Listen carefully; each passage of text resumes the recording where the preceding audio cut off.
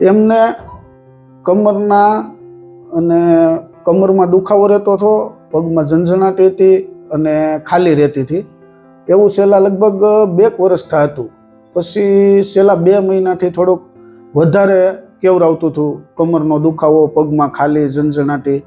પછી અમે MRI કરાવ્યું તો એમાં અમને જાણવા મળ્યું કે કમરના 2 સેતુ દબાઈ ને એટલા માટે પછી અમે ગયા હોસ્પિટલે, બજરંગદાસ બાપા હોસ્પિટલમાં આવ્યા અને સુદ દોશી સાહેબને મળ્યા.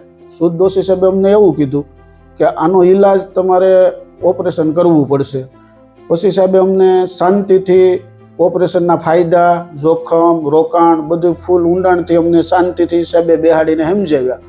પછી અમે ઓપરેશન કરાવ્યું અને અમને ઓપરેશન કર્યા પછી 3 દિવસે રજા થઈ ગઈ.